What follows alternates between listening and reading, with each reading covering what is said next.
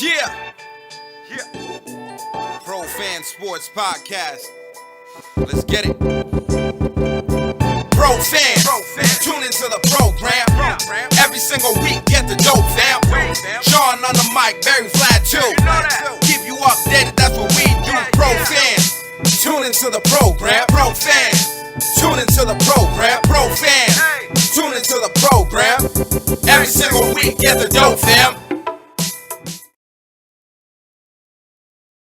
Yo, what it do, everybody? It's your boy John Altidor with Pro Fan Sports Podcast with my boys Vlad and Barry. What's good, my dudes? Hey, what's going on? Hey, doing well, fellas. Can't complain. Had a good weekend and good to be back in the studio to do episode 18. So, yeah, I'm ready to go. Let's get it. Episode 18. If you are a frequent listener of the show, last week we had a special marijuana in sports. So if you didn't catch that, hopefully you'll catch that when you hear this one as well. But it was pretty fun for us to do that. And you know, before we start the show, we'd like to please invite you to do a segment with us. We're trying to do a segment where we answer a question from one of our listeners on the show. So if you have any questions that you want us to answer, send us an email or DM us on any of our social media. And the email is profansports1@gmail.com, and our social media is Instagram profans_sports, Twitter profansports, Facebook profansports, and if you like to watch, youtube.com/profansports. Our episodes drop every Tuesday morning, and our videos drop on Wednesday morning, thanks to our boy Vlad right there. So make sure you tune in, and please subscribe to the channel. You know, that's the number one thing we'd like to ask you. If you can support in any way, please support us by subscribing to our YouTube. So fellas, we got a long show today, man. Make sure you like this video. Make sure you like this video, for sure, man. Like we video, can't stress please. that enough, man. Yes.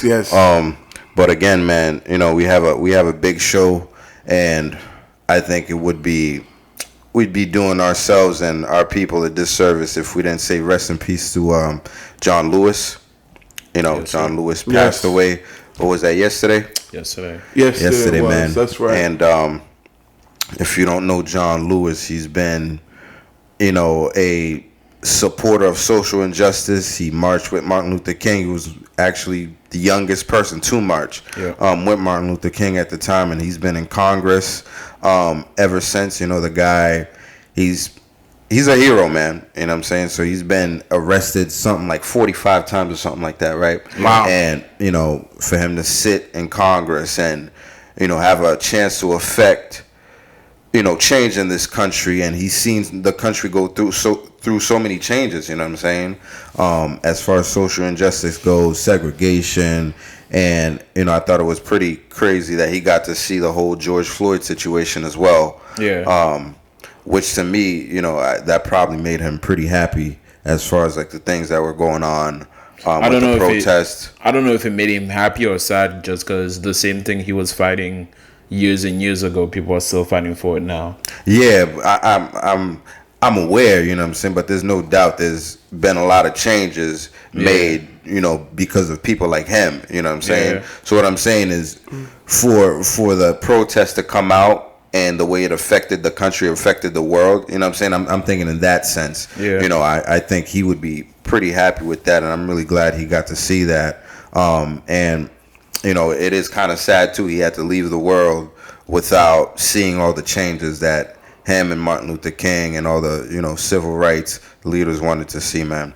So, you know, if you don't know who John Lewis is, because I know a lot of people don't, please research, man. Just Google the guy and, you know, see how much he's done for the people, how much he's done for America, period. So it's not just black people. It's America as a whole. You know, he's affected voting rights. It's just so much that he's done, man. And, you know, he's just a good human being. And, you know, the saying, man, you did good, kid. You know what I'm saying? He did real good. And he's not Elijah Cummings. A lot of white people Oh my God, dude. posting posts about Elijah, with pictures of Elijah Cummings, about John Lewis. So they're two different people. They are two different people, but they do look pretty similar. Yeah. I would say that, and they have talked about the fact that they get mistaken for each other a lot. But at the same time, somebody like Marco Rubio, who's a politician, shouldn't be mistaken. It's like, bro, you work with the guy. Yeah, You don't know which one. Like, Right, you know what I'm right. saying? It makes no sense. You know, that's pretty disrespectful. You know, not being able to differentiate amongst your friends and your heroes. If you say he's your hero, how do you not know exactly who you're posting? You know, Somebody you met before multiple times. multiple Right, times. right. You've That's worked. ridiculous. You know what I'm saying? It's weird. It's weird shit. But Right. Put some respect on these put some names. respect on his name, because he definitely shit. I'd like to see a freaking holiday or some kind of voting rights law come into, you know, fruition from his name. You know what I'm saying? Because I feel like Right, he deserves that. Oh, absolutely. You know, for a guy that's worked solely, what was it, like 45 years? I don't know the exact number, but I don't know the exact number either. I think it was like he Something got like arrested that. like That sounds about 33 right. times, and he's been in, you know, fighting for change for like 45 years, some odd years. So, you know, he's a true hero in every sense of the word. And, you know, we usually don't take too much time when we, you know, say things like rest in peace to some of the guys that passed away, but I feel like he definitely deserves, you know, his own little segment, you know what I'm saying? So, just want to say I appreciate him. I appreciate everything he's done. I live by a lot of his words, you know what I'm saying? And, you know, he just doesn't want people to be a bystander. I'm certainly not going to be that. So, you know, again, man, rest in peace. Yeah, rest in peace. Yes, R.I.P. Yes, sir, man. So I'm pretty excited. We're going to get into some sports. So last week, we definitely discussed some sports, but it wasn't like we usually do. So I'm definitely excited about this week. A lot's happened. A lot has happened in these last couple weeks. Yes, That's true. a lot's happened since we last did our actual talk show. And, you know, one thing we've covered multiple times on this show is the Washington racial slurs. They're actually retiring their names. You know what I'm saying? Yes, finally. Yeah. Finally. Thank you. Yeah. And, About time. I mean, it took a lot for them to actually consider changing it. You know what I'm saying? If it wasn't for him losing money, you know, don't kid yourself. It wouldn't happen. Yeah, Dan Snyder is I don't know. He's a small guy with a small mindset, you know, and he just wasn't taking in consideration what the name means and what it means to the people that he's offending, and the amount of people that really doesn't agree with that name, because I feel as though that's a battle that's been going on for a long time, even before he bought the team. Yep. And just like you said, if it wasn't for FedEx pulling Pepsi, out, Nike, right? Nike. All those big name sponsors, yeah. Yeah, so he just wouldn't change the name, and he's a disgrace of a guy. And I'm just glad it's happening. That I mean, the ultimate goal would be for him to just not own an NFL team, but that's a whole other question. Yeah, for Right, sure. right. That is. You feeling any kind of way? I mean, I'm glad that it's finally happening. I feel like this is long overdue. Obviously, this should have happened years ago, and for some reason, it hasn't happened. I know Dan Snyder is a big, part and reason of why that hasn't, happened. The name change, and it's crazy that it took to this point with the Black Lives Matter movement that's going on, and the social injustice that's going on, and then on top of that, the pressure from all the sponsors, just for him to finally change the name and get rid of their nickname. So it definitely took a whole lot for that to happen, and I'm glad that it's finally happening. But I mean, it just kind of goes to show you the kind of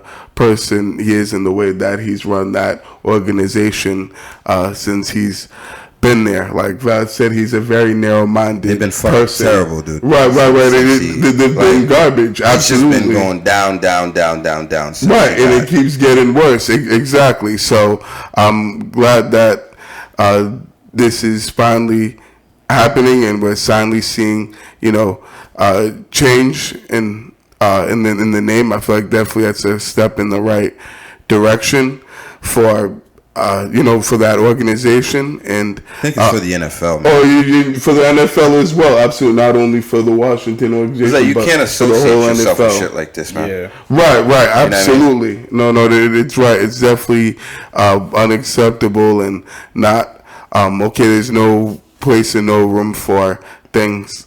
For a name, for any franchise to be named that. So definitely, I'm glad that those sponsors did what they had to do and did the necessary thing in making the Washington organization change, did their name. So we'll see what they change it to. But, it was about damn time, to say the least. Yeah, no, I'm definitely curious to see what they changed the name to, because there's actually this guy.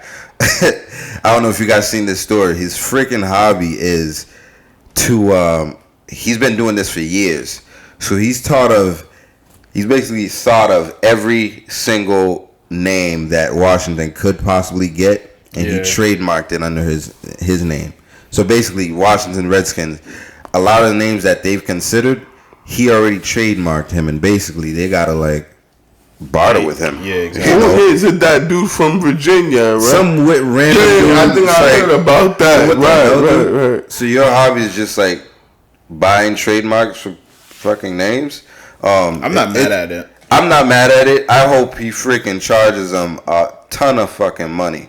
I'm not mad at it at all. It's a hustle. Yo, it is. Dude, when not to go off topic, when the whole thing with entanglement started up, I actually tried to trademark entanglements.com, and somebody beat me to it, I'm like, fuck, bro. I left the status. I'm like, entanglements.com is a new dating site. Sign up. There's gonna be a new app called Entanglement. For real. You know what I mean? That's coming, only a matter of time, right? That's definitely coming. A new song just came out today called Entanglement. For real. Oh, did I haven't heard it? Who came out with that song? I haven't heard that yet. Who cares? It's the fact that we even know about it. Rick Ross and Are you serious? What? Ricky Rose and Alsina and August Alsina. Oh no way! This is new shit. I didn't even know about the song. And out of all people, Rick Ross and his Alzuna. August Alsina.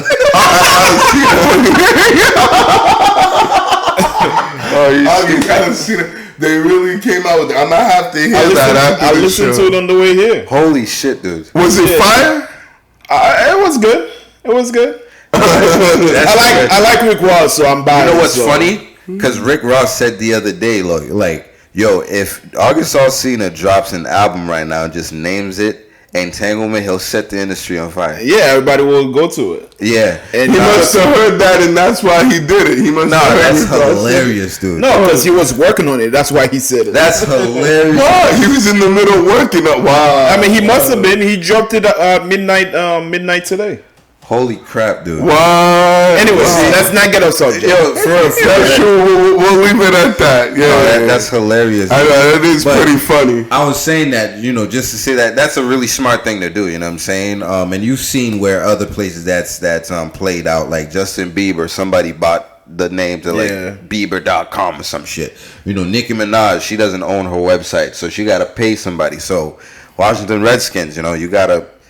I'm glad that it's happening, because now you got to spend more money on this, because you should have did it a long time ago. This is like karma. You know what I mean? Somebody was like, at some point they're going to have to change it, so I'm going to trademark all their shit. Yeah. Right. And also an organization that's been on the wrong side of history. I don't care what trouble they're going through to get a new name. You know what I mean? They haven't been doing anything right. And right. So it's like, what are you holding on to? Exactly. Exactly. Yeah, man.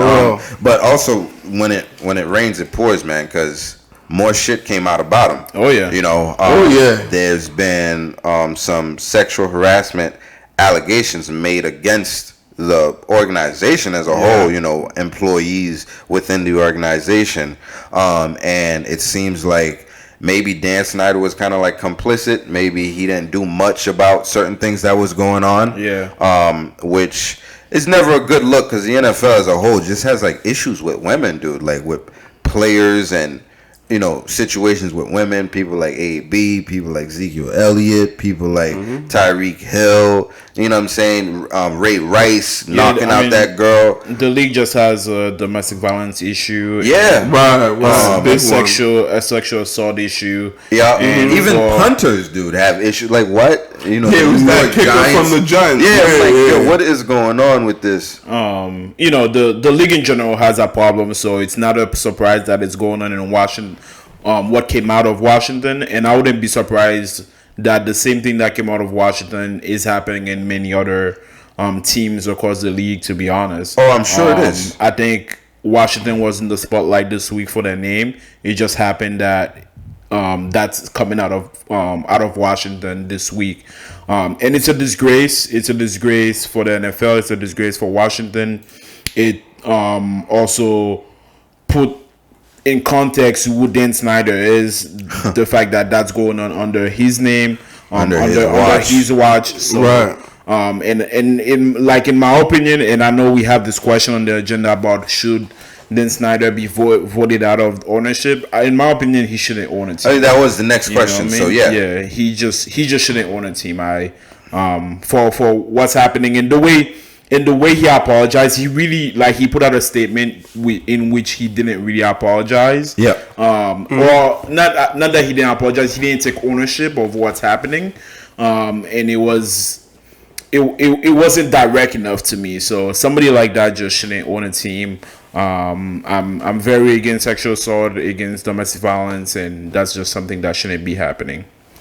No, absolutely, bro. Yeah, no, I totally agree with that in every sort of way. I know it's definitely unacceptable, and there's no tolerance for that in the league or just in any sort of profession and organization. That's like John was saying the other day, I believe it was yesterday, when it rains, it pours, and it's definitely pouring cats and dogs on on the Washington organization right now. Like, they've definitely hit rock bottom without a question.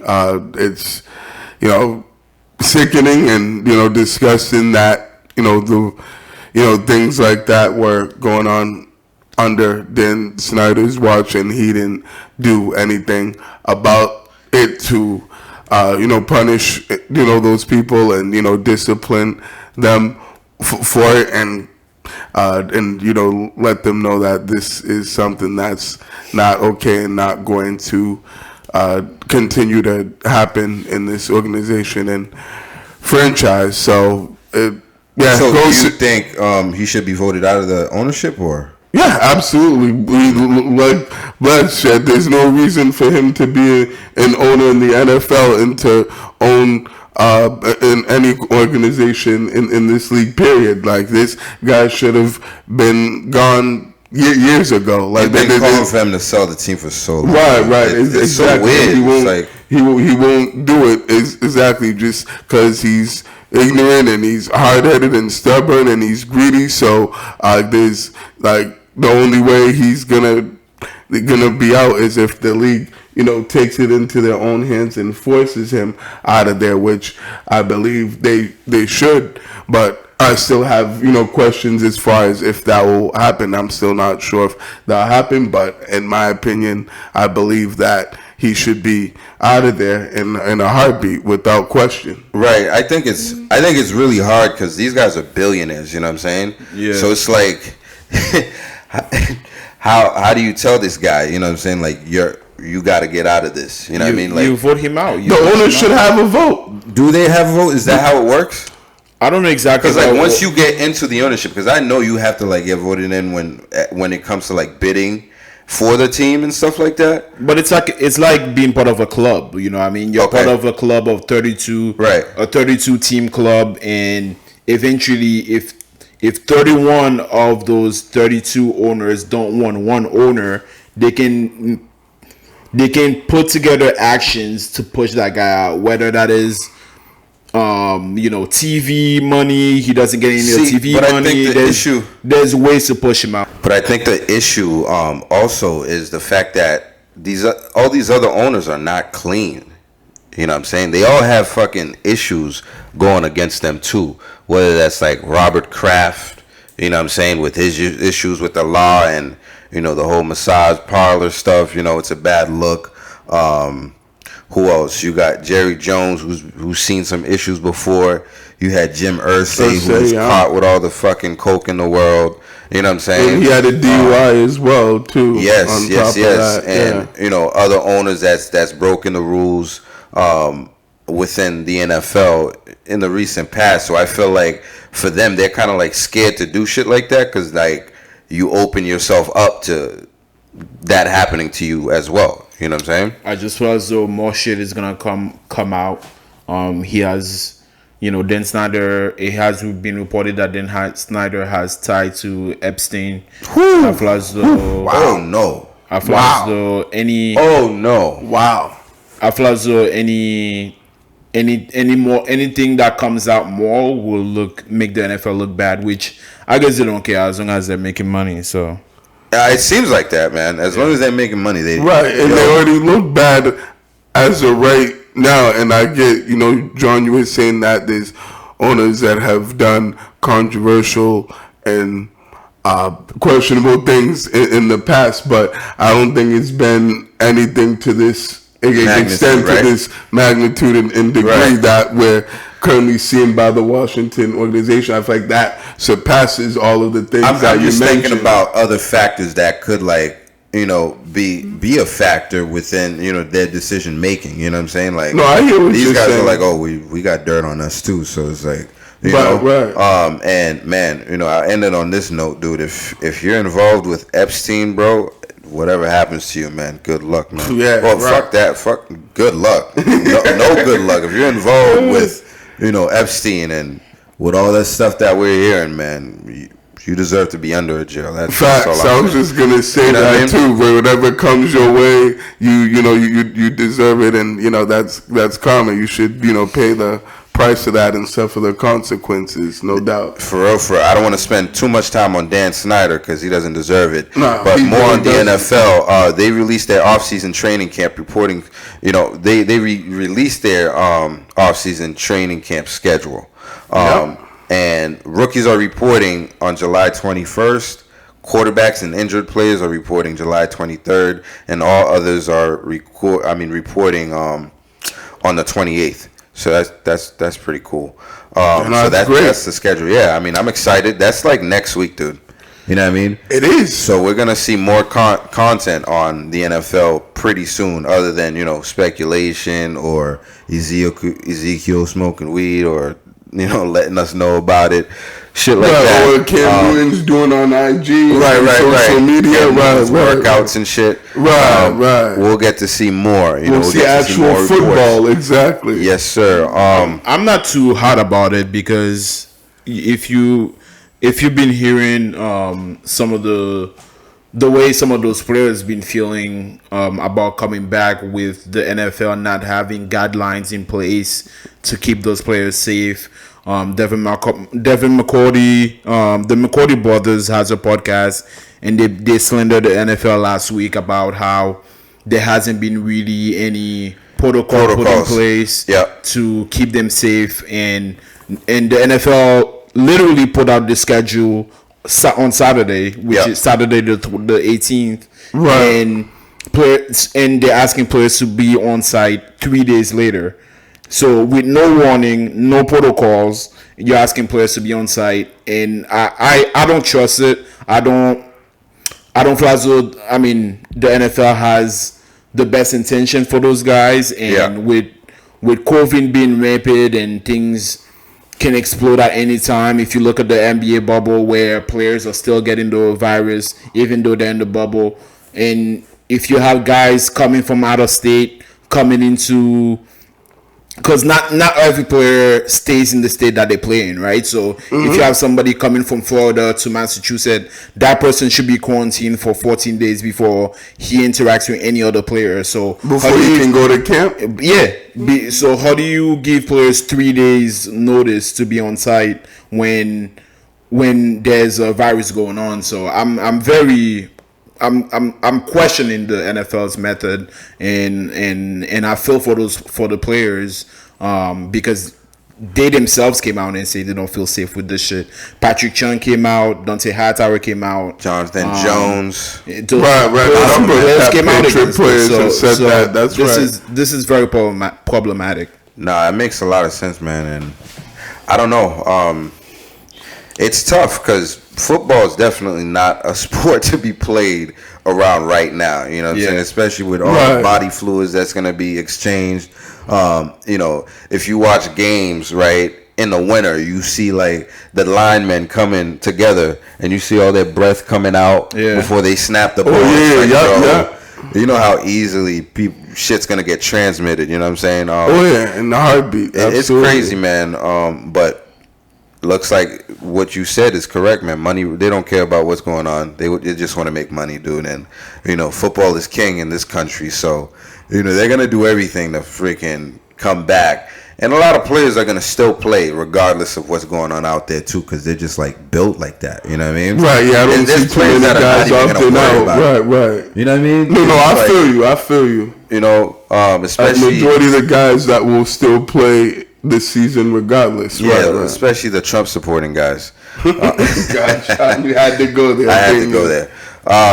But more in the NFL. Well, I mean, before we move on, I just feel as though, you know, once players get into camp and shits are popping off, meaning people are getting coronavirus, then the NFL is gonna have a real problem on their hands. Yeah, it's gonna be a lot worse than the NBA, man. No, for you sure. Know, the NBA was smart enough to react the way it did. You know, as fast as it did. As terrible as it was like, oh, we're shutting down. So I don't know if the NFL is actually gonna do that. But how many players tested positive so far? Like 72 players, I believe it is.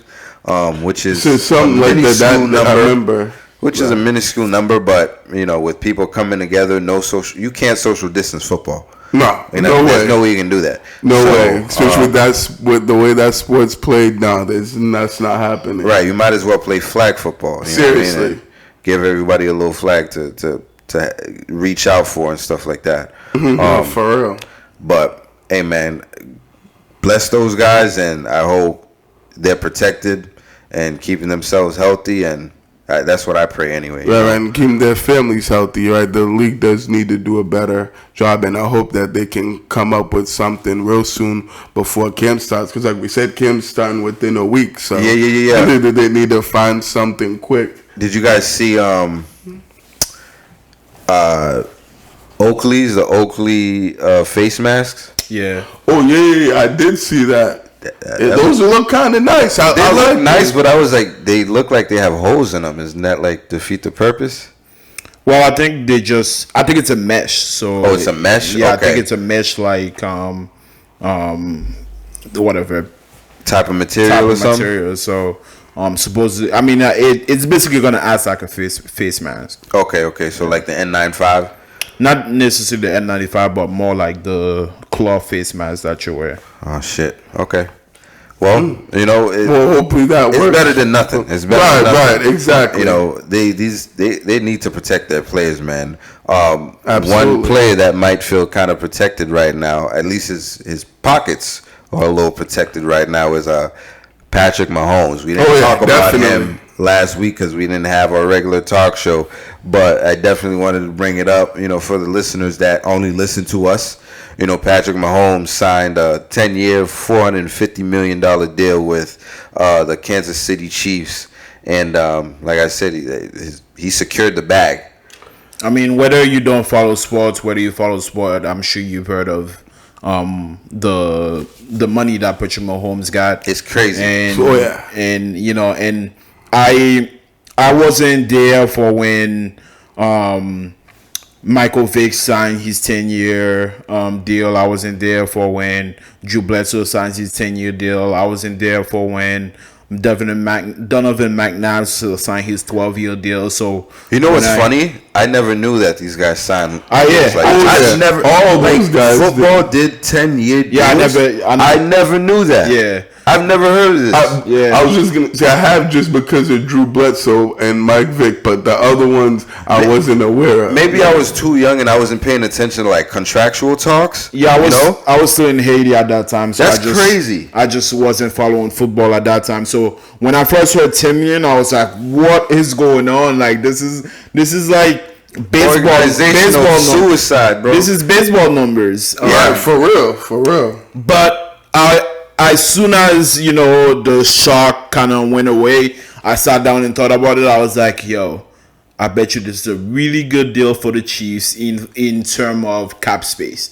So what they did is they prolonged the contract over a long period of time so that the cap space is lesser in the beginning and it grows as the year goes, but the cap space will go up as the year goes as well, which means even if it's $50 million against the cap, by 2030 the cap will be, I don't know, 300 million, so it won't be that much against the cap. So it's actually a very team friendly deal and it's actually a two-way deal. It's friendly for both the player and the team in terms of the player is getting the amount of money that he deserves, and the team is also not getting a huge cap space hit over a long period of time. So it's actually really smart.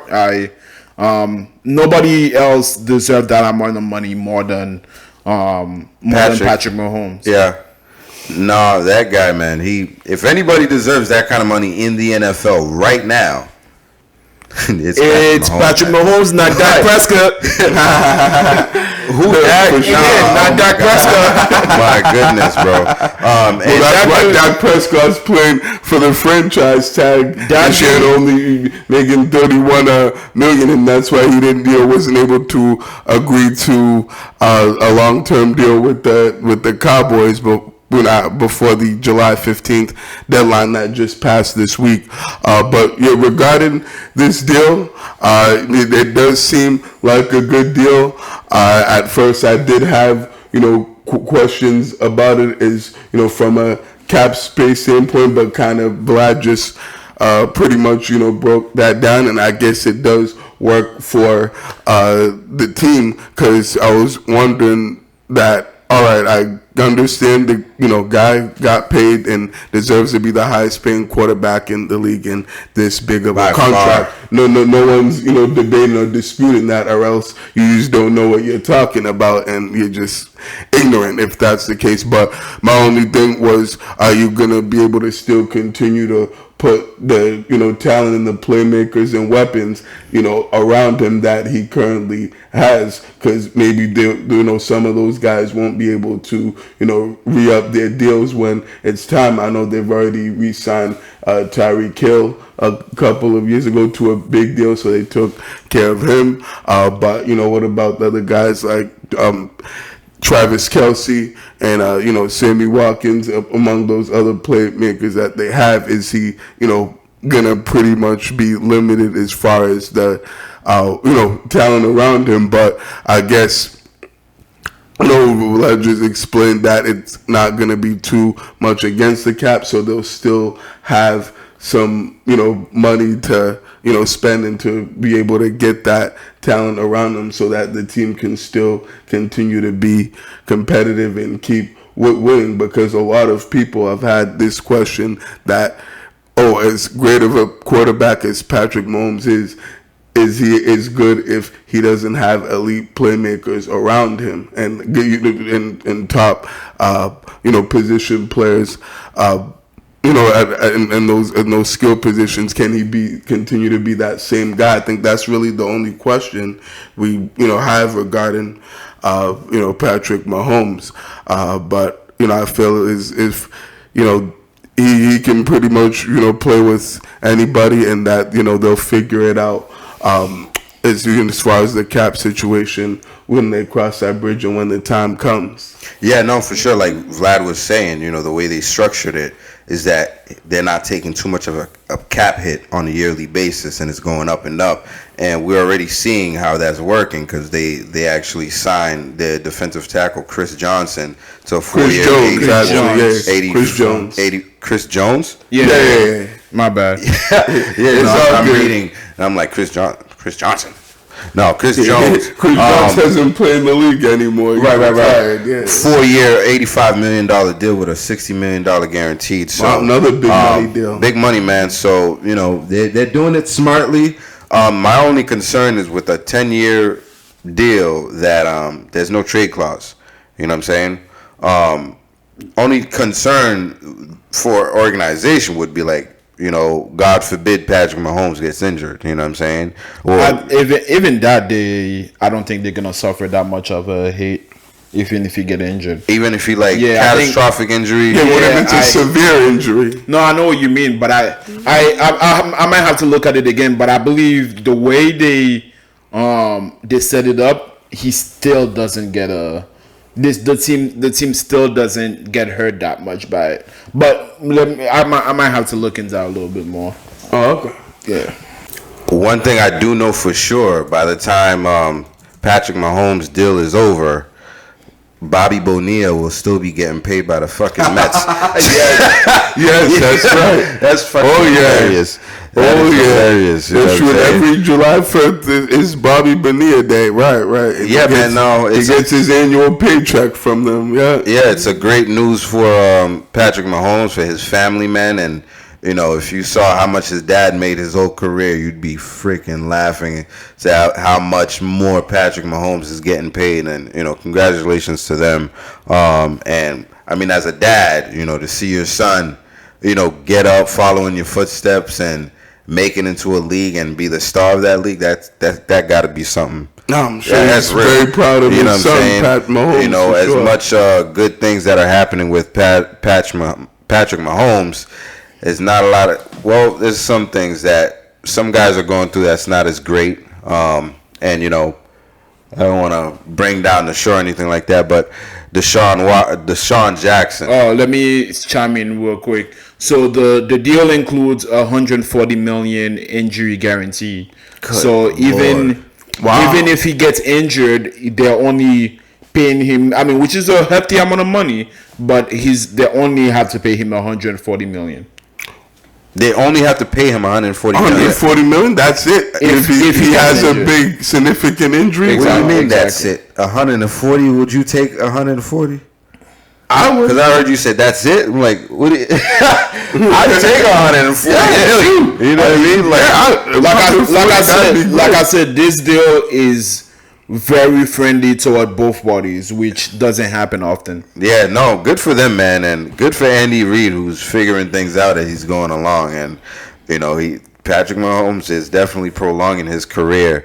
Without question. Yeah, back to what I was saying. Somebody whose career hasn't been prolonged that much due to injuries, probably messed things up for him a little bit moving forward is Deshaun Jackson, man. Oh yeah, and definitely. Last week he tweeted out some anti-Semitic.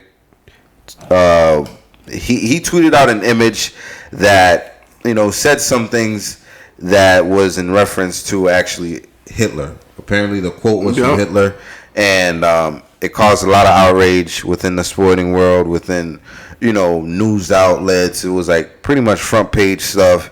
Other people got involved, like Steven Jackson. He started getting accused of stuff. ESPN was all over it, man.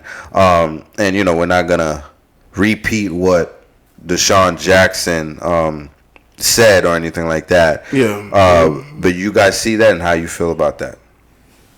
I don't have too much thought on it. I just wish Deshaun Jackson well into learning more about the Jewish community, and that he can improve his knowledge on that, and hopefully not make those same mistakes again. And unfortunately, we are seeing a lot of that happening recently, especially with the Nick Cannon situation. So I just hope that those guys are able to learn, and so that we don't hurt others that are. Even though we are being hurt, doesn't mean we should be saying things that are hurting others. So I think it's the like culture, man. You know, the social media culture, the one, people want to put in little things to seem smarter than they actually are. You know what I mean? Putting little quotes and shit. Like, people not doing their research, man. They're just seeing things like, clearly not. That makes sense, not knowing that you're quoting the words of fucking Hitler.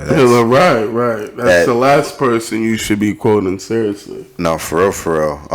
But again, like Vlad said, we're not gonna spend too much time on there. But Julian Edelman did reach out to who is actually a Jewish guy, part of the Patriots, and that's right. I love the way he came at it. You know what I'm saying? Like, me too. Hey, right. I respect Deshaun Jackson. I think there's been some confusion, so I'm gonna reach out. We're gonna have a conversation. Maybe he'll take me to some places. I'll take him to some places, and we'll educate each other. Yeah. And I'm really happy that he did that and not came out angry or calling people anti-Semitic, because a lot of times people don't actually know. You know what I'm saying? Like me myself, like I don't even know what that means. You know what I'm saying? Anti-Semitic? Yeah, I don't really know what that means, and I feel like I'm a smart individual. So like, what does that mean? I mean, I think it's just being prejudiced against Jewish people in the grand scheme of things. Yeah. Do you know what that means? No, I actually don't. I didn't know that. Knew it was, probably something that, against Jewish people and something prejudiced. But yeah, I wasn't sure and aware of what that meant, before this, situation happened with Deshaun Jackson. Yeah, no, I definitely want to get to what that means.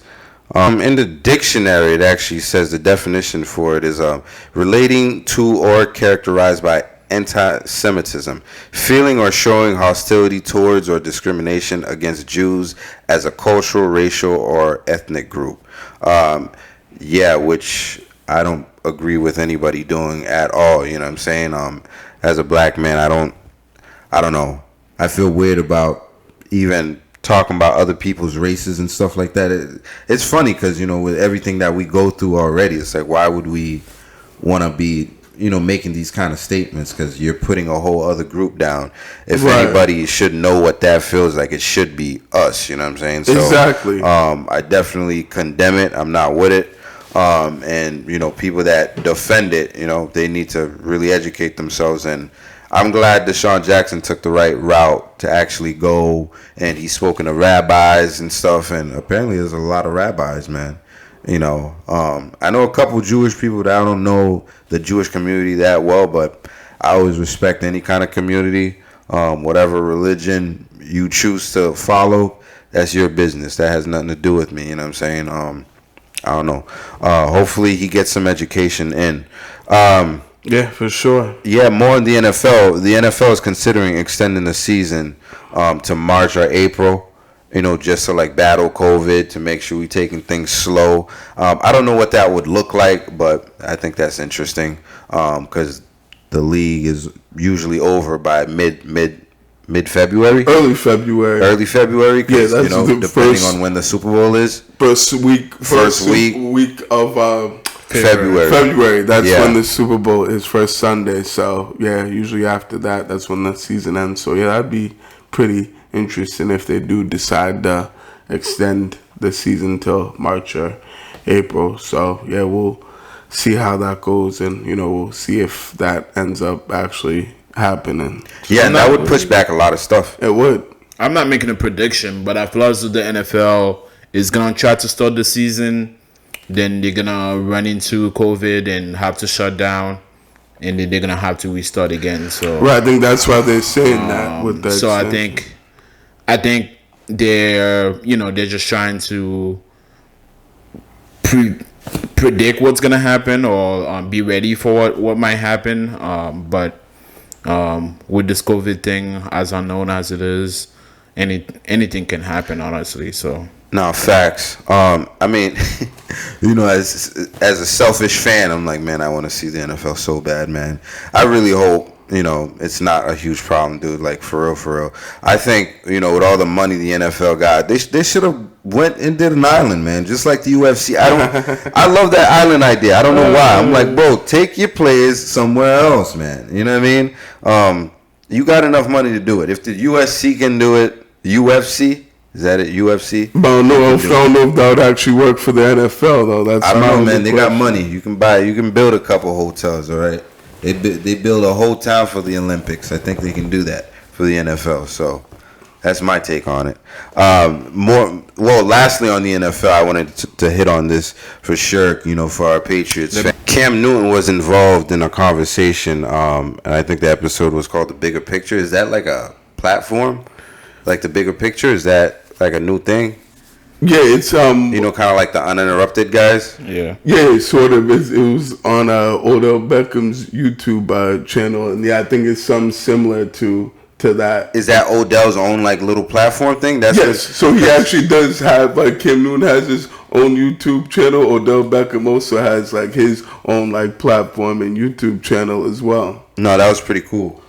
So it was him, Cam Newton, Todd Gurley, Odell Beckham, and Victor Cruz. Yeah. Victor Cruz and Todd Gurley. They were all in there having a conversation about the state of the NFL, Cam's new move, Odell Beckham's mindset going into the season, everybody's feelings and thoughts around some of the topics around the NFL, including Black Lives Matter. But more interestingly, Cam Newton actually addressed the fact that he'd be replacing Tom Brady, and he said something to the tune of, Tom Brady's great, he'll always be great, you know what I'm saying? Mm-hmm. But Josh McDaniels, he ain't never had nobody like me. There's gonna be some. He's going to be able to call some plays now. You know what I mean? He's like, you're getting a dog. yeah. And that was, I heard that. That was his take on that. How'd you guys feel about that? Has your feeling on Cam Newton changed since he signed with the Patriots? Nah, I've welcomed the idea of Cam Newton playing for the Patriots with open arms, and I still feel the same way.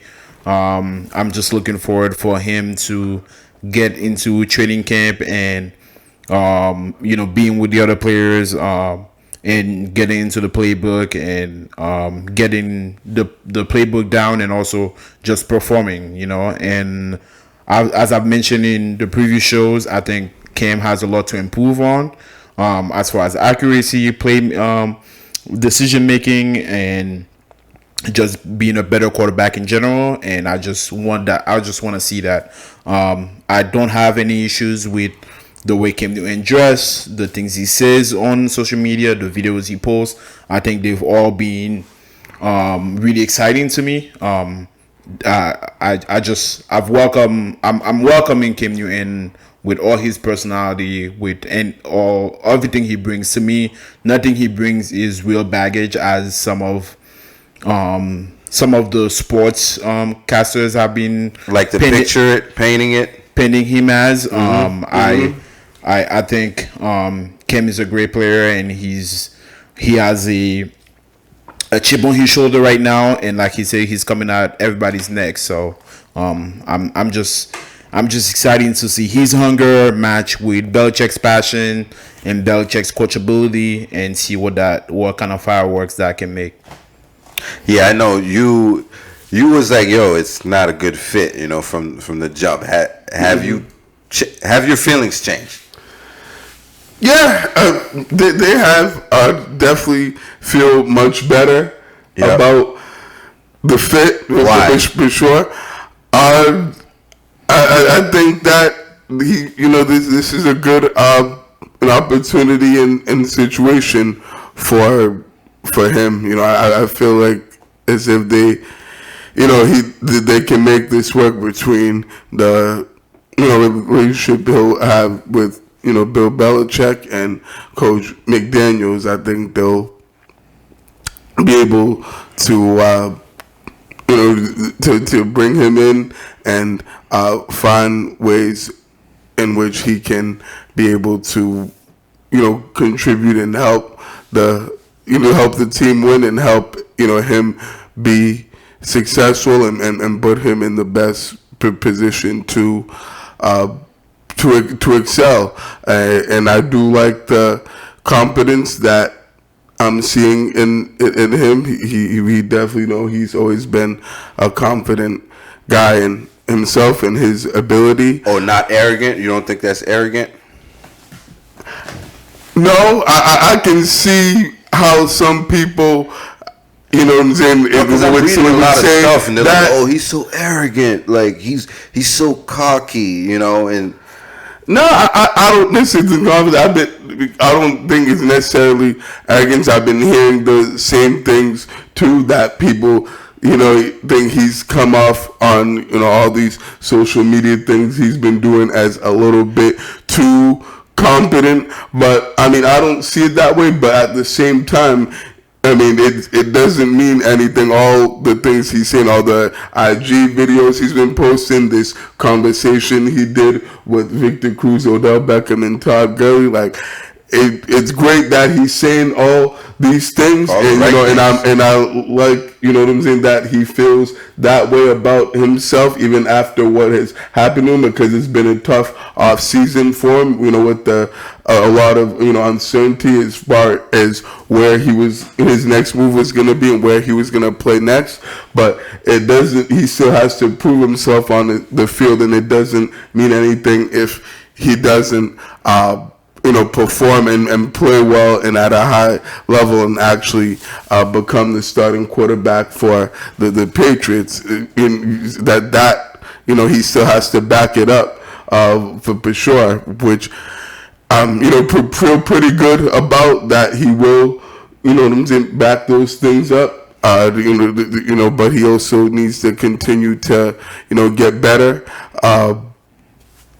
At his craft, which he has been, working a lot, and it seems like he has been improving and working on the things that he needs to work on to better himself as a quarterback and get himself well prepared for the upcoming season.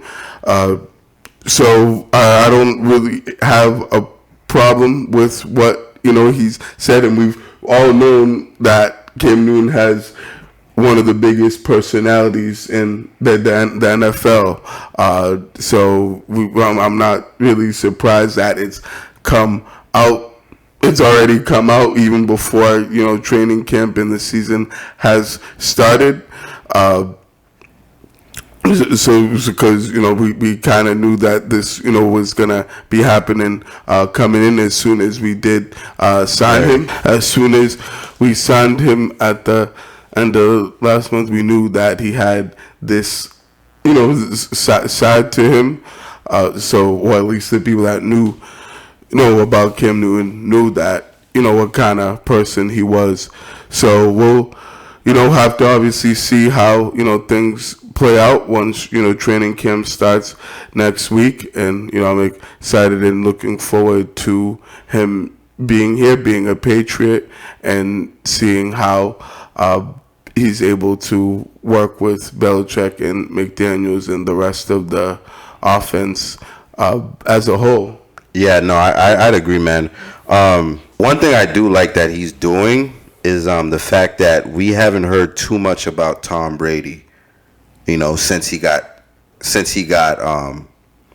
signed here. You know what I'm saying? There's definitely talks about Brady, but not like, the team's gonna tank, the team's gonna suck because Brady. You know what I'm saying? I feel like the narrative with Jared Stidham was like, is he gonna be able to do this without Brady? How's the team gonna do? What's the team's record? And since Cam Newton came, it's been like, more stuff about Cam Newton. I feel like the fan base is shifting its mindset a little bit. Nesson is not, putting out an article on Brady every other article they put out. You know what I'm saying? There's been more things about the team, how the team will look with Cam Newton. I really love his, the stuff that he keeps putting out, the workout videos, even though that don't mean shit. You know what I mean? The doesn't. grand scheme of shit, it don't mean nothing. You know, like It that's doesn't, not gonna win. every player's doing that. You know, yeah. Right. But the fact that he has that confidence, you know, and I think our fan base, especially, we like our players confident. You know, I don't think we like our players too cocky, but we definitely like them confident, and I think we definitely gravitate towards people like that when it's happening. I like that he's being proactive, taking initiative, practicing with guys. I like the fact that he wasn't afraid to actually address the situation with Tom Brady. It's like, yeah, I understand. Like, I'm here to replace Tom Brady, but I'm Cam Newton. You know what I'm saying? It's like I'm not here to like build a name. I have a name already, as opposed to Justin. I mean, as opposed to Jared Stidham. You know, who doesn't have a name. And you he's know, still trying to make a name for himself. It's still, you know, even though I still like Jared Stidham, I really like his potential. I've seen him play again. I'm a fan of his, but I didn't think he should just get the job just because we didn't have another quarterback. You know, my thing was we need to have competition. So if he's gonna win this thing, you beat out Cam Newton, fine. You earn it. You're not gonna beat Brian Hoyer for me to be convinced that we can't do something better. Exactly. You know what I mean? Facts. But that's my thoughts on it. I want to move on to actually the NBA, which is quickly approaching. That shit is less than 2 weeks till the league starts. Well, next week, actually, the Boston Celtics on the 24th, they have a scrimmage. Right. The first of 3. Yeah, I believe it's against OKC. Yeah. That's pretty cool. And with the NBA, players arrived in the bubble. There's some players that did not go, like Kawhi Leonard. He didn't travel with the Clippers. He's there now, but he didn't go immediately with That's the right. team. Yeah. He's there now. James Harden and Russell Westbrook. Russell Westbrook definitely, they have COVID-19. They said James Harden has COVID-19, but I've seen him in the bubble, so that's weird to me.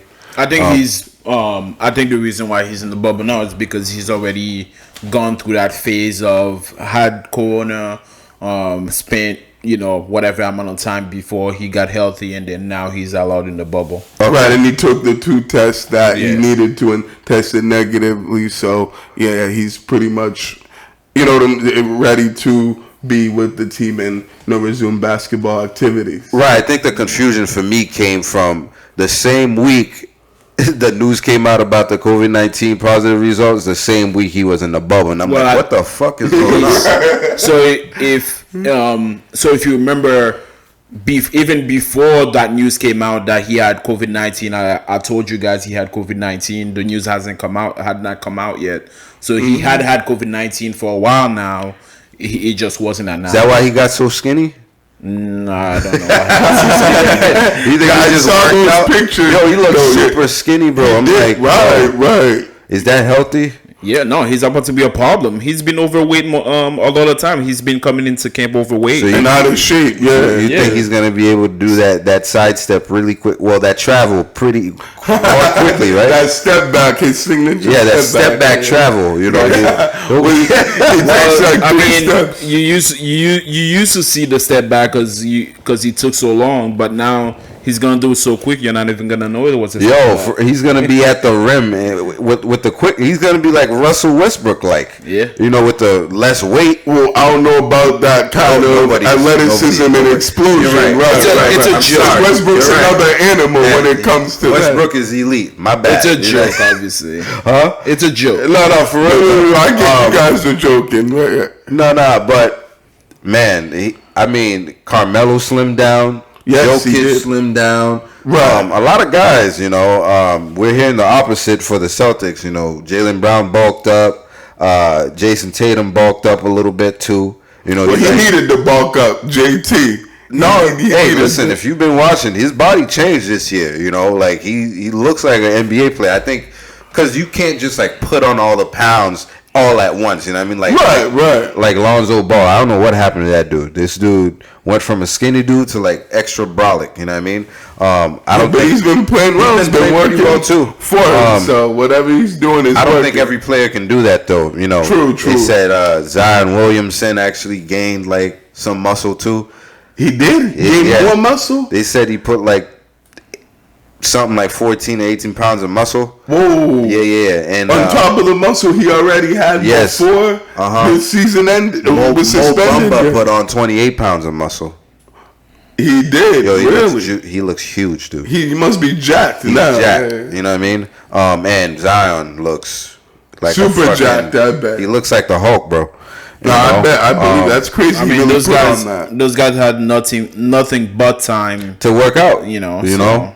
Right. That's true. I think that's cool. It's either you let your body go or you build on what you had. So. For real. No, facts. I'm curious to see Joel Embiid. Did he get fat or did he actually work out? I haven't heard anything about Joel. So. We haven't seen him outside. We haven't seen him at a pool. It's not a good thing. This dude wore a whole hazmat suit. I was just gonna say that's the only thing I've heard about him is the suit that he wore to when the team arrived in Orlando, when the Sixers arrived in Orlando. That has mad suit that he had, but other than that, basketball wise, I haven't heard anything. I haven't heard shit about. Well, I actually did hear that Ben Simmons is going to be switching positions. He's going to play the 4. Yes, so he's going to be power forward exclusively. Right. Al Horford's going to be on the bench now, which is like, you fucked up, Al. Well, he was already on the bench to begin with. To end the season. He was coming off the bench, but remember he was a starter. To begin the season. Yeah. Right. Yeah, that was just a bad move, Al. You know, should have. Who's point guard? Huh? Who's playing point guard? Shamit. Yeah. Right. Yep. Yeah. They're gonna have him at point, and then Simmons at the 4, right? Mm-hmm. And then a lot of people are lauding it, but I'm curious to see how it is. I'm curious to see what happens to Joel, because if you put him next to Joel, then something's gonna need to happen. Because that's true. They're gonna have enough room to operate. Exactly. We'll see. That's the reason why Horford had to be on the bench, because they couldn't operate next to each other. Exactly. So now you're gonna put. So they must have figured something out. Hey, hopefully he don't lose his job. That's all. Hopefully he don't lose his job, because I like facing them in the playoffs when we whoop their ass and Brett Brown has he has no adjustments. Right, exactly. Hopefully they win a couple games and people are like brainwashed into thinking they should keep him. Speaking of guys that changed, like Zion Williamson, he actually had to leave the bubble. Him along with Montrezl Harrell from the Clippers, they left the bubble due to family emergencies, and we don't know what that is, and they haven't let us know anything about that, but hopefully it's nothing. Well, I mean, it has to be crazy, right? Since they're leaving the bubble for that. So right. Must be. I heard it was a pretty urgent situation for both of them. Yeah, prayers for those guys, and hopefully, they can handle whatever happened, and it's not like the worst case scenario. You know what I'm saying? Right. And I was also hearing that James Harden had some family things going on, and that also on top of the COVID-19 that he went through, that also delayed his arrival at the bubble. But I'm glad that he's figured out those family matter issues that he had going on, and hopefully those guys do the same, because we want to see both Montrezl Harrell and especially Zion Williamson both on the court. I want to see the transformation. Right. I want to see how Zion looks now after the season's been suspended, and what he's put on, weight-wise. We're just saying that he's transformed his body, so we want to see how he looks on the court when the season starts. Speaking of transformations, the NBA is actually expecting guys to transform into responsible adults while they're down in the bubble. So they've set up a snitch line. I'm sure it's not called a snitch line. It's basically a hotline where you can report things that are happening that are against the rules. So if a guy goes out of the bubble, then they have a hotline you can call just to make sure somebody gets to those guys, so you don't have to deal with that stuff yourself. And now the players are kind of calling it the snitch line. ESPN's calling it the snitch line. You guys heard about that? And how would you feel about that? If that was available to you and you were one of the players, how would you go about that? Would you use it or would you not? I wouldn't use the line, but the line is available to players and workers in the bubble, so players can snitch on each other, and also somebody working in the snitch in the bubble can just report you as well. So I just don't care. I mean, to report somebody or call somebody. But I think it's a good thing because you don't want people to go out of the bubble, coming in and getting everybody infected. I mean, nobody wants that. We already know what this pandemic is, and for it to spread in the bubble will be devastating. You know what I mean? I mean, all the people, all of us getting excited for the NBA to come back, that can end all those hopes. So, yeah, I think it's a way to keep the players accountable. Would you use it, Barry? No, I wouldn't use it just because I'm not a snitch. That's not who I am and what I do.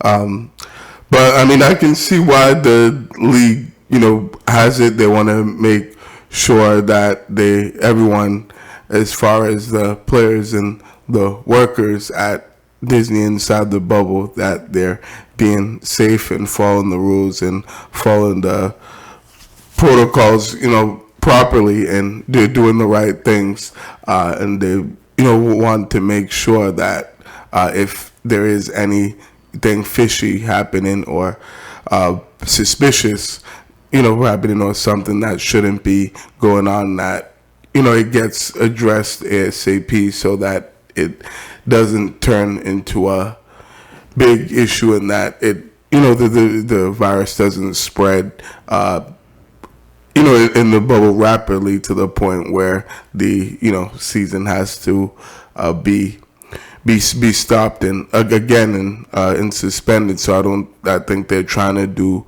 everything they can to protect themselves as a league and make sure everyone's doing what they're supposed to be doing in a safely and healthy manner. But I mean, we all know, and we're all just seen that hasn't been the case already, and the games haven't even started yet. So for me personally, I wouldn't use it if I were out there as a worker or a player in the bubble. But I mean, I understand why they have that. The league made that service available to them.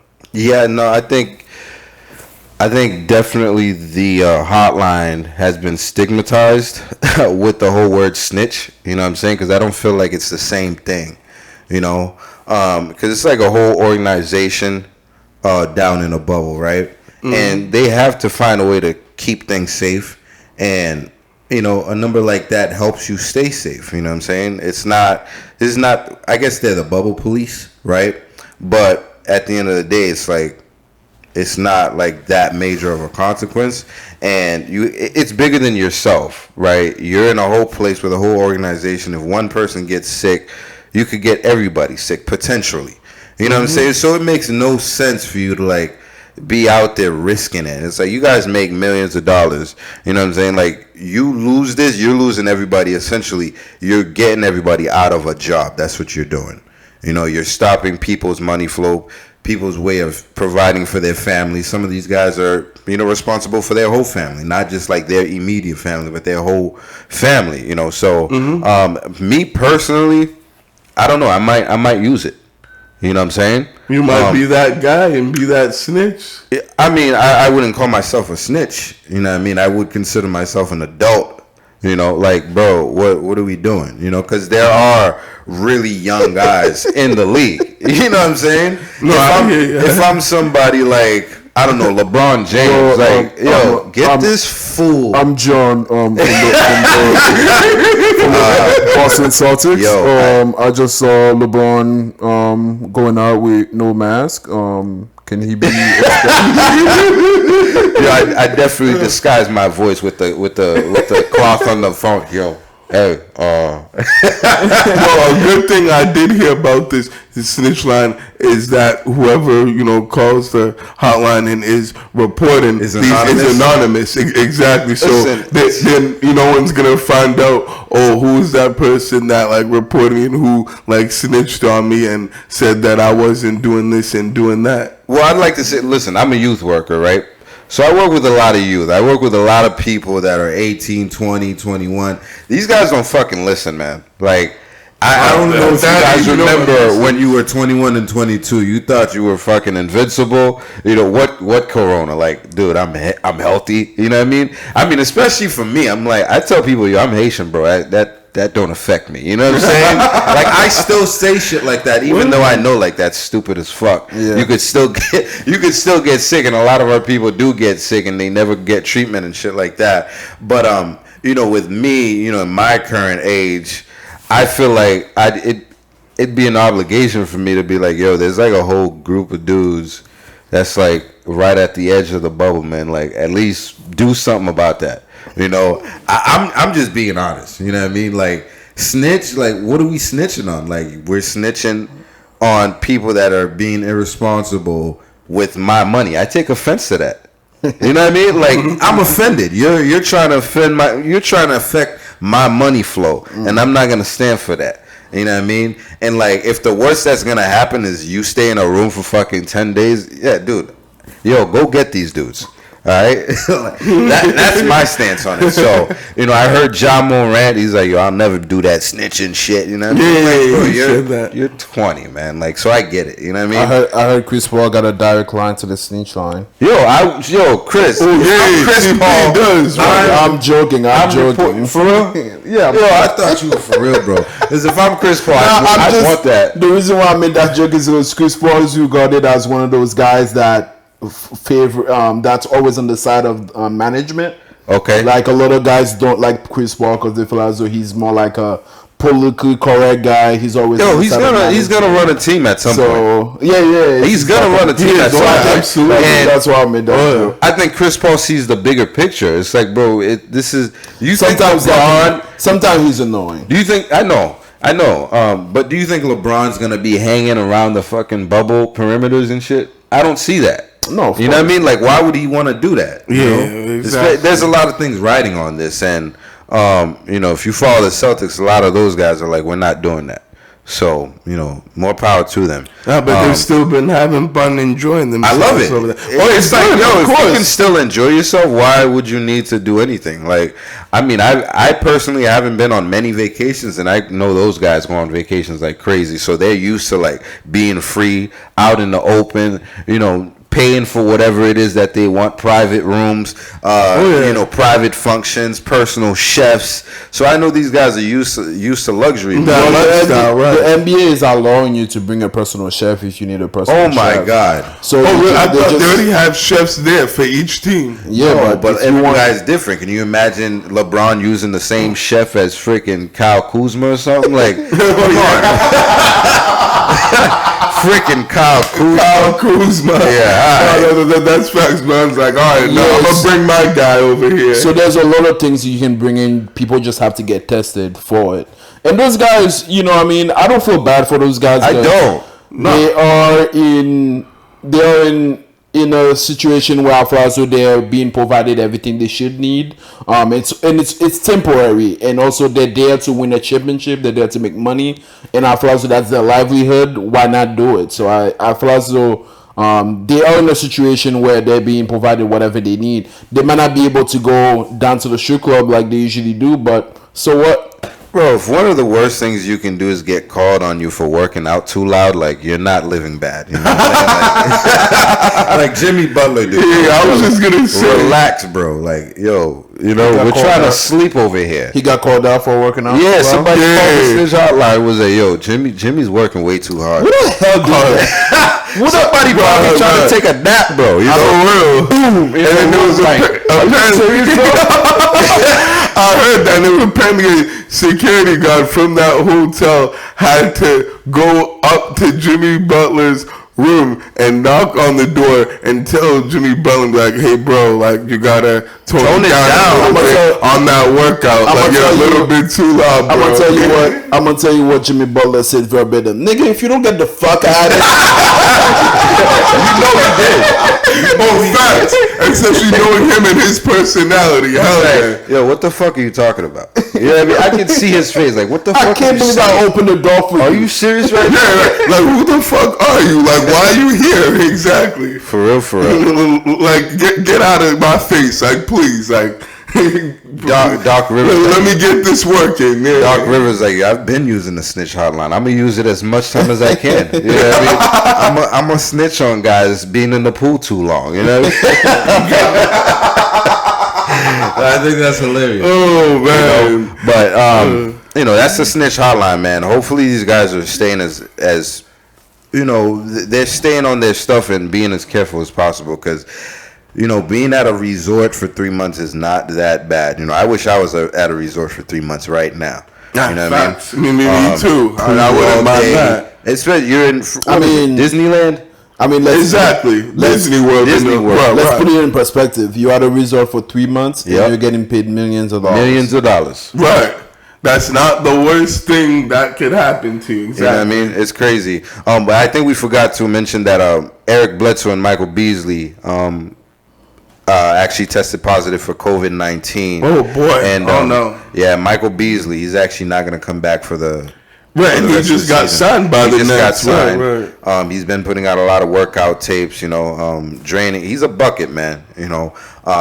But he's not a bucket within the team. But yeah, he ain't gonna be getting any more buckets at least. Yeah, that sucks. He can't. Yeah, that's unfortunate. Speaking of the Nets, they actually signed Jamal Crawford. AJ crossover, right? Crossover. I love that. I wish the Celtics had picked him up a long time ago, man. Right, you need a shooter, bro. Except you're a bench scorer, exactly. All you got to do is post up and shoot, bro. Like Jamal Crawford, and he can get to the basket. Right. Plus, he has handles. His handles are still insane. Yo, I don't know. The last game he played, he dropped 51. Like, what are we doing? Why wouldn't we? Anyway, he got signed, and I'm happy for him because he's one of those guys that can still ball. Right. Even though he's 40, I'm sure teams still have a question about his age and his health and whether he can stay healthy. But he's not 40, bro. No, he really is 40. No, I know, but he said, no, I'm not 40. I turned 20 twice, so he's just 20 twice. You know what I mean? You said that. He said that shit. I like that because I'm like, don't call me old. I can still ball on y'all. Right. I'll still give y'all buckets. I'll give y'all the business. Right. No, good for him. No, that's what's up. I love Jay Crossover. I'm glad he's back in the league. Me too. More on the NBA. Well, lastly on the NBA, I'm about to drop a bomb, and that's in respect to Woj because he loves dropping the Woj bomb. Oh, yes. It's a different kind of Woj bomb. Yeah, he dropped a different bomb. We're accustomed to hearing, right? Yeah. So the story is this, what is it, a senator? Yeah, believe it was a senator. Yeah, one of those guys in government actually sent out a chain email to a bunch of people, including Woj, who's been working for the league for a long time now. Mm-hmm. And, he's been working his way up and he's come into prominence the last few years, just giving us all the news that's happening in the NBA specifically. He drops other news too, but mostly the NBA. So apparently there was an email chain going out that was sent by a senator, and basically the senator was criticizing the fact that players were allowed to put social injustice writings on their jersey, and it seemed like he was upset about it and said that how come the players don't talk about like free Hong Kong, or support for the police unions and shit like that, basically criticizing them. And Woj responded to that email with a simple "fuck you," And if you're not paying attention, in the beginning of the year, who was it? Daryl Morey actually tweeted something the owner of the Houston Rockets, about free speech and about the people of Hong Kong, and he got into major trouble with China, and we actually lost a lot of money. Well, the NBA, not we, because I'm not with the NBA. The NBA lost a lot of money due to that, right. Based on marketing, TV deals, and things like that. So the NBA lost a lot of money. So that's a sensitive topic to begin with. Yeah. So I think the big deal is the fact that Woj is an employee of the NBA, right? Is he an employee of the NBA? I think he works for ESPN. He works for the ESPN, but he's like affiliation with the NBA. You know what I'm saying? So a lot of the stuff that he gets has to do with the NBA. Right. He's like the Adam Schefter of the NBA, pretty much. Yeah. And so when you're in that kind of position, you kind of like represent a lot of companies, and and when you're in that position, you cannot talk on behalf of things that are concerning the organization. So, Right. He got in some trouble. Did you guys hear? Well, I know you guys heard about it. How'd you feel about it? I mean, I don't have too much thought about it. I just think Woj was speaking up for himself, and and he should be able to do that. And the fact that ESPN suspended him, that was out of left field. To be honest, I don't think that was weak. Right? Yeah, that's crazy. But it sucks. I mean, after all those companies try to play the middle line, they don't try to stand behind their workers, so it's unfortunate that happened, but it's gonna happen, you know what I mean? Like, so yeah, it is what it is, right?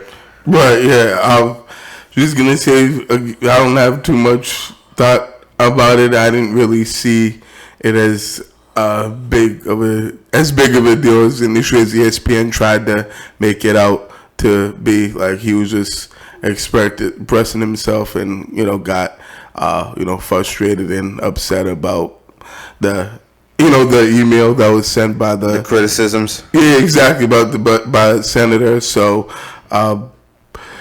it wasn't really. I'm not too much concerned about it. I mean, he's human. Everyone has those kinds of feelings, and has the right to express themselves if they don't feel if they feel some type of way about something, and they see that there's something going on that they don't agree with. So it wasn't really but I think it's kind of blown out of proportion, and don't think he should have gotten suspended over it. It's unfortunate that happened, but it is what it is, and that happened, so we just have to move on. But I actually kind of like that he did that, and he spoke his mind, and and kept it real, and wasn't scared to express his thought and opinion on that. No, I actually really loved it. You know what I mean? And I think about the fact that a lot of times, the politicians are telling, people in the NBA, shut up and dribble. You know what I mean? And then all the fans are talking about, oh, there's no room in politics. I mean, in sports for politics. I watch sports to escape. You know what I mean? That's always like their excuse. Yeah. You know what I mean? And then you got people like senators and governors, emailing the NBA about shit. It's like, why are we doing that? Yeah. Right. Choose one. If you don't want these guys to, get into political shit, don't be interacting with them. You know what I mean? How come it's okay for you to go in and talk about shit that concerns the sports, and then when they turn around and talk about political shit, it's like a big fucking deal, and we're gonna boycott the NBA. Oh, I'm not watching games. It's like, you guys are doing it, man. So who cares if you're watching really the games or not? Anyways, like, who gives a fuck? Right.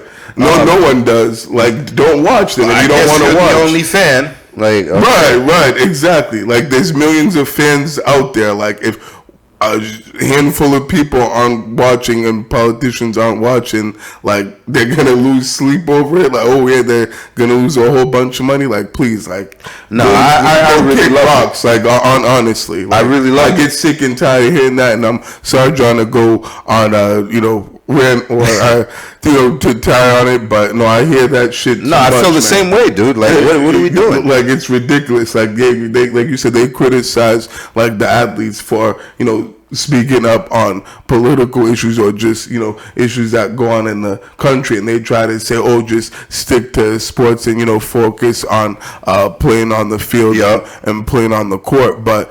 You know what I'm saying? But meanwhile, they're also doing the same shit too. Like, they're also like speaking on sports stuff and like criticizing things that are going on in the sports world and not talking about politics. So that's like a double standard. It is. You know what I mean? And that's being hypocritical, contradicting themselves. And right, they deserve to be called out and to be criticized, and I don't feel like enough people criticize them for it, but they're always the first ones to criticize the athletes. So no, they definitely deserve, some backlash and to be ripped for that without question. Yeah, you got the president of the United States calling people sons of bitches, but hey, let's not get into politics because I guess there's no grounds for black players to say shit.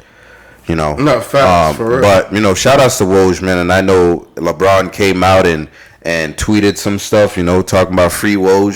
That actually went viral, and a lot of other players, hey, free Woj, you know what I mean? Yeah. So hopefully, they don't take this overboard and do something stupid like fire the guy.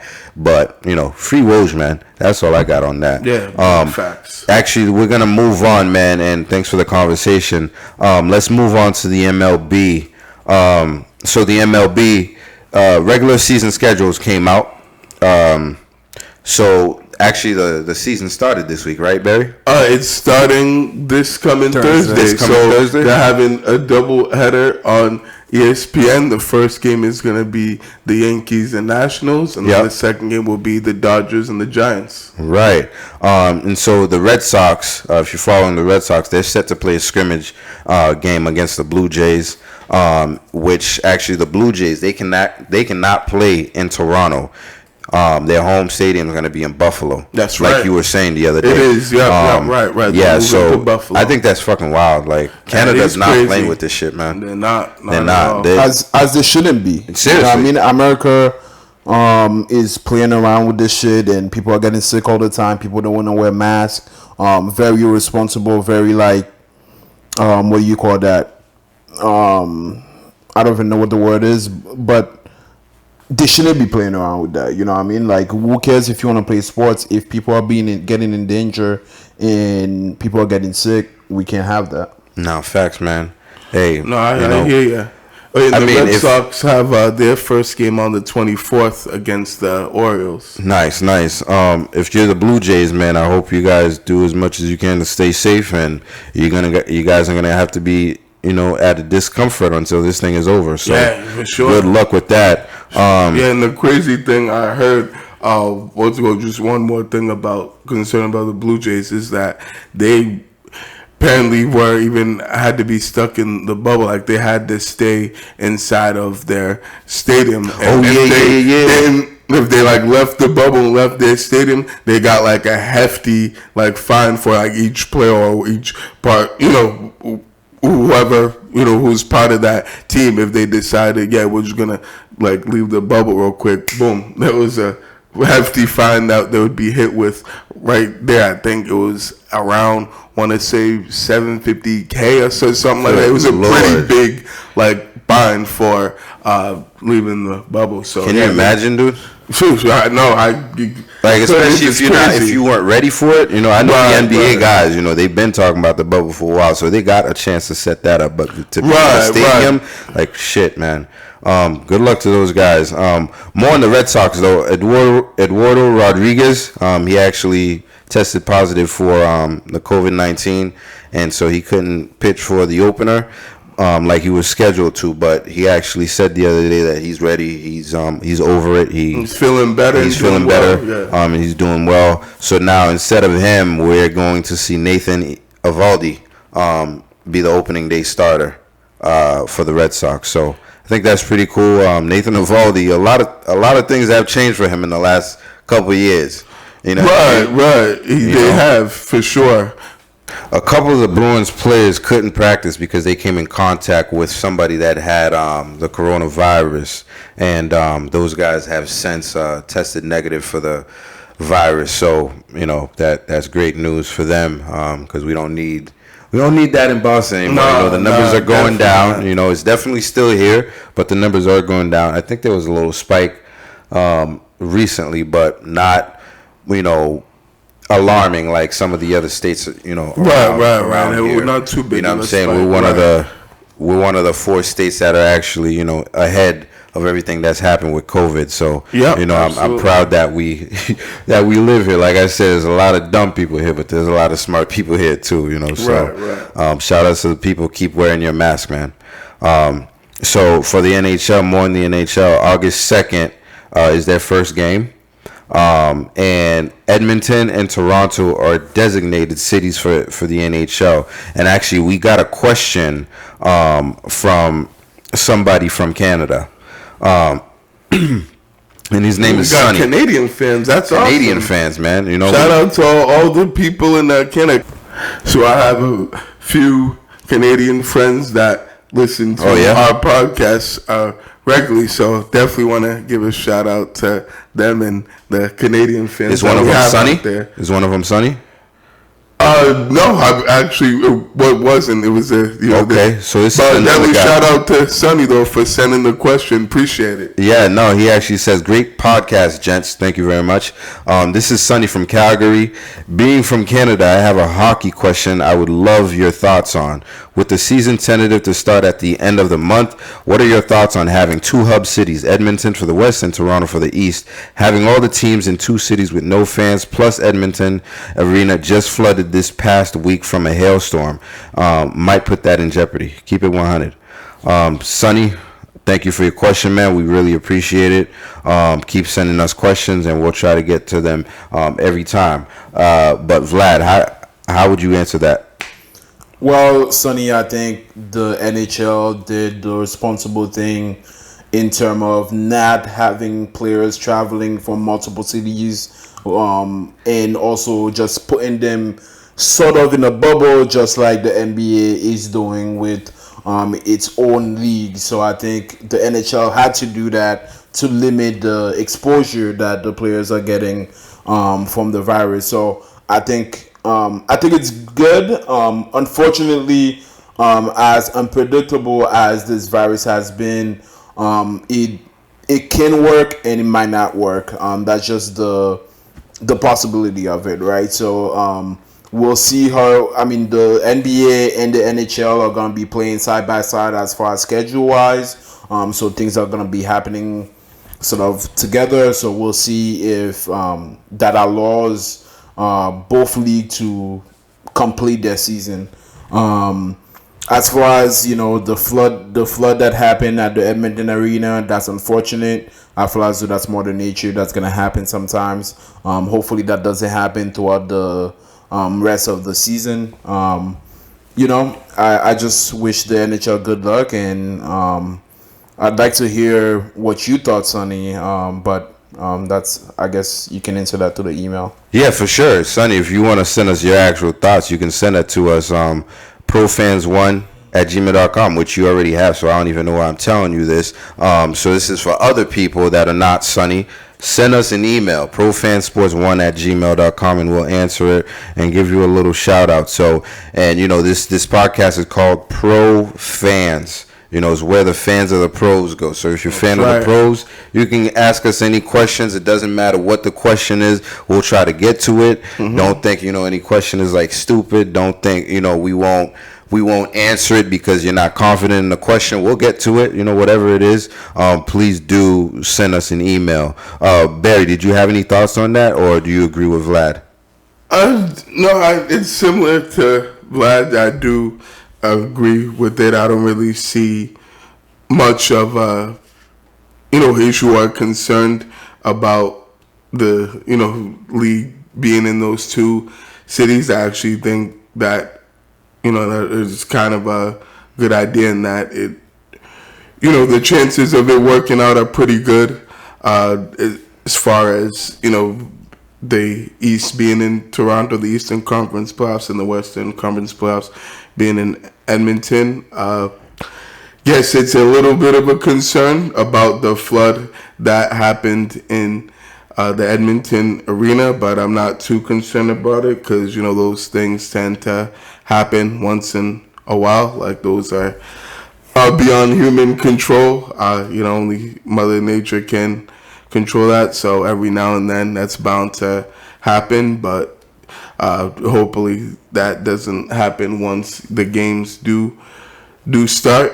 So fingers crossed on that. We'll see how it goes. But I think it should work out for the best, and it seems like a good idea the NHL were able to come up with to limit the travel for these teams and just keep them in one area. So I hope that it does go well for them, and I'm looking forward to watching the game and seeing how the season goes for them. Yeah, I'm curious to see how that's gonna work, because that's 2 stadiums for all the teams. How many teams are there? So there's 12 in the East and 12 in the West. It's a 24, 24 teams. Playoff format. Okay. 24 team playoff. Yeah, I'm curious to see how that's gonna work, and I'm actually interested in knowing why other leagues didn't do the same thing. Right, and I don't know if it's just one stadium. It might have more than one stadium, but it could be. I'm not too sure about that. I hope it's more than one, because that would be a lot for 12 teams to play just in one stadium. So we'll see how that goes. Yeah. So we actually have a question of the week segment, but since this was a hockey question and we were on the on the NHL segment of it, we thought that we'd answer the questions. But let's move on to the soccer. Vlad. Yeah, so as far as soccer go, I just have a couple announcements. So the MLS tournament had started. It's been going on for almost 2 weeks now. As far as the New England Revolution, they played 2 games. The first game was against the Montreal Impacts, and they won that game 1-0. They also played a game this week on Friday, July 17th against DC United, and that was a draw, 1-1. So as of right now, New England has 4 points in their groups. So as long as they win or draw the next game, they'll move on to the round of 16th. So that's good news for New England Revolution fans.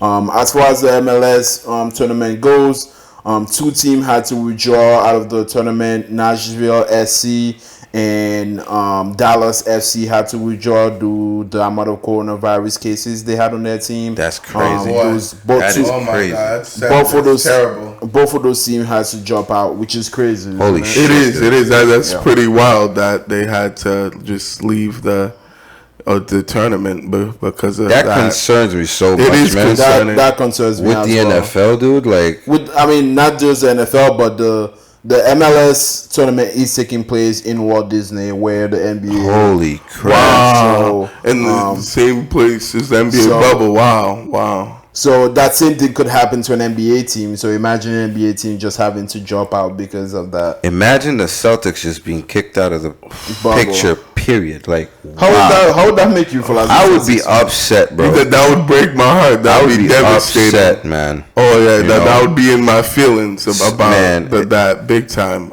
If there's any Celtics players listening to the Pro Fan Sports Podcast, keep your ass inside, bros. I want to see the Celtics play, man. Right, for real. Honestly, we want to see those guys playing, see them healthy. Right. I don't care if there's 2 teams left. If the Celtics just gotta play one other team every other night, true, that's fine with me as long as they're playing somebody, right? For real. Yeah. Any other updates on the MLS? Of course.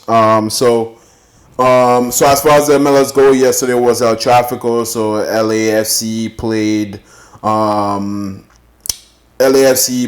LA Galaxy. LAFC beat LA Galaxy 6-1. So that was a slaughter.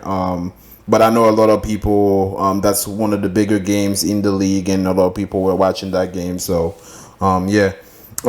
Next thing is La Liga. So Real Madrid won La Liga this week. Congratulations to Real Madrid. And yeah, that's it for soccer. All right, thank you very much. We're gonna move on to the B Money Lifestyle Person of the Week. Yes, so for the B Money Lifestyle Person of the Week, we have a special person who's going to who has this week's award, and that person is the first female woman athlete to own their own sneaker company, which I thought that was really cool and really awesome. I didn't even know that. I thought there was another female athlete who owned their sneaker company, but nonetheless, it's Santia Deck, who was that person. She came out with this recently last month around the Juneteenth week. Was when she, released this new sneaker line that she came out with, and it's called Tornus, TOTR, ONUS, is the name of the sneaker company that she owns, and it's been doing pretty well so far.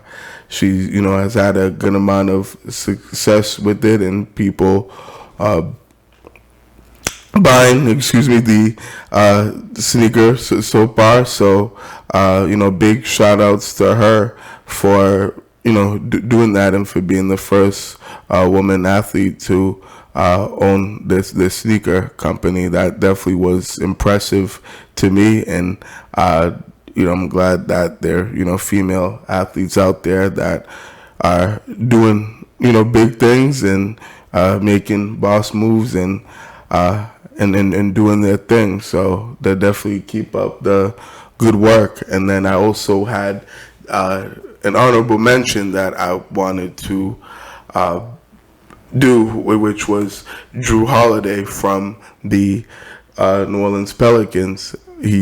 Him and his wife actually started a social injustice fund, and he's actually going to use the remaining salary of his own salary that he's going to be making, which is about $5.3 million for the rest of the 8 games that the Pelicans are going to be playing in Orlando when the season starts in a couple of weeks on the 31st. So he's going to use that money to start this fund with him and his wife, Lauren, who's actually a former athlete herself, used to play for the U.S. Women's National Team.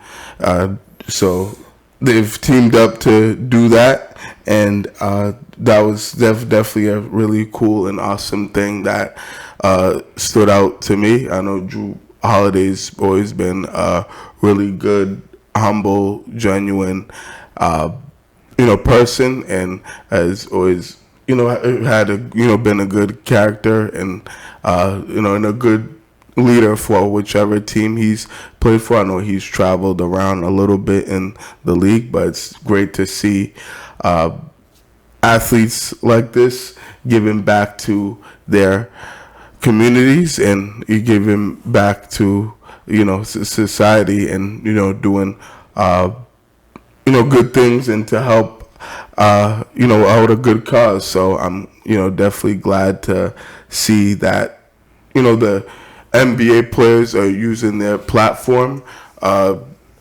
the right way, and using it in a way to benefit others in society, in particular the black community that needs it with what has transpired in the most recent months. So definitely big shout out to Drew Holiday and his wife Lauren Holiday for starting that social injustice fund.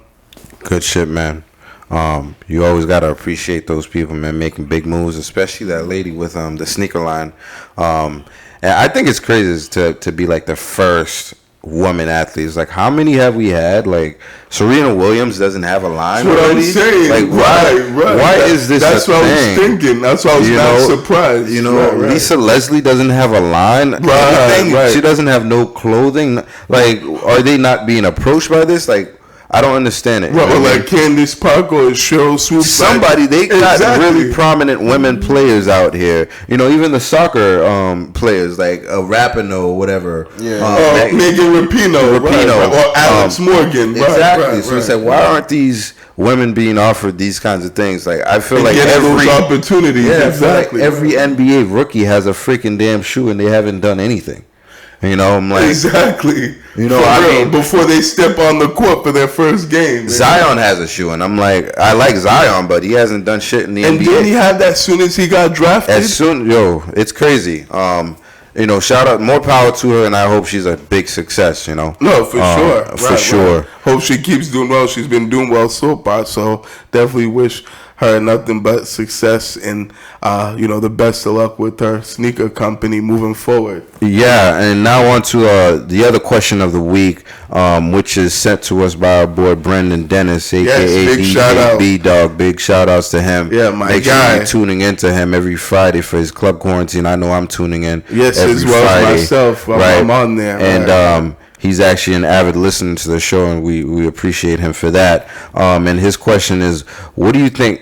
What do you now think the Patriots' record will be, or when Cam Newton is starting at QB? I originally had them at 9-7, but now I predict they will be at 11-5.